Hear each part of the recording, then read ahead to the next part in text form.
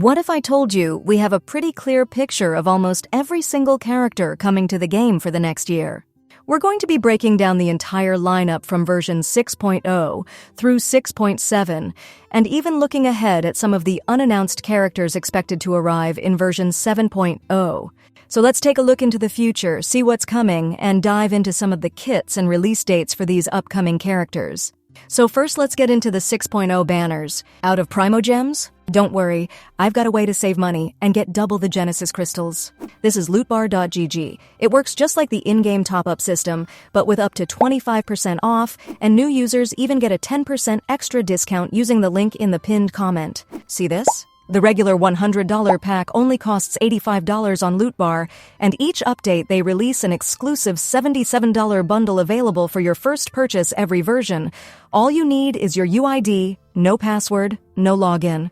Just pick your bundle, select your server, enter your UID, and your crystals get delivered in seconds. Lootbar has awesome reviews. It's fast, secure, and trusted by tons of players. If you're planning to recharge for Genshin Impact, Star Rail, or Wuthering Waves, don't waste your money. Click the link in the description or pinned comment and top up now with Lootbar. Safe, fast, and way more affordable. We're currently in the second phase of 5.8, which means 6.0 is only about 18 days away, and the special program is just around the corner. Things are moving really quickly. In phase 1 of 6.0, we're expecting Flynn's, who is Electro, and Lauma, who is Dendro. It's a little annoying that they've paired two brand new characters together on one banner, but when you think about it, it's a pretty genius marketing strategy. They know players are probably going to spend for both because they're both very cool in their own way. This only gives everyone one phase to save up primogems again before the new character in 6.1, who is looking pretty good, by the way.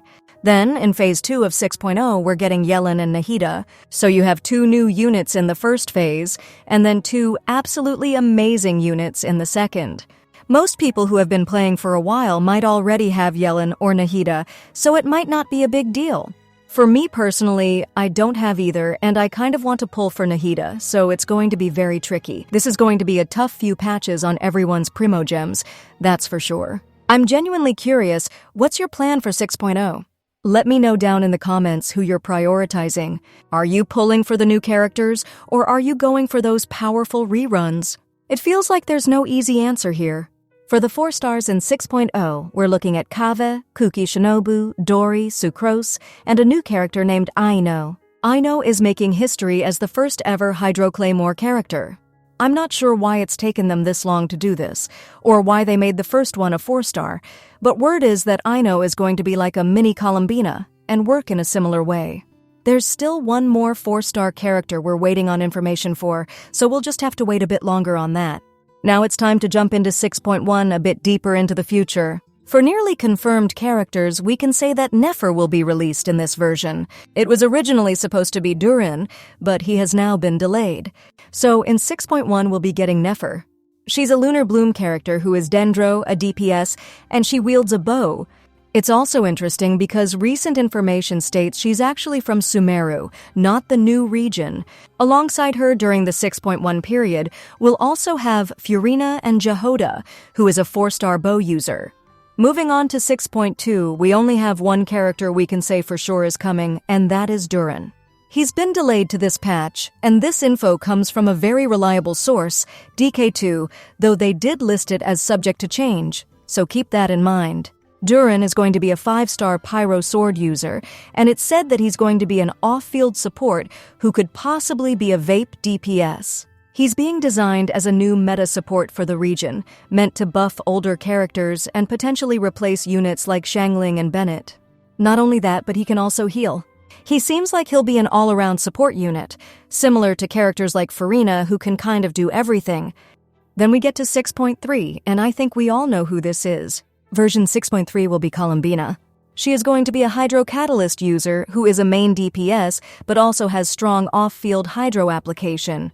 Her kit is supposed to include instruments and music, which makes sense since we've seen her with a harp before. So you might use her skills for some off-field damage, then switch to her normal attacks before unleashing a big nuke with her elemental burst.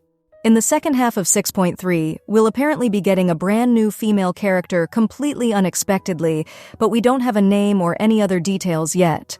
To throw in 6.4 as well, that patch will also introduce another brand new female character, and it's been said that this one will be added to the standard banner.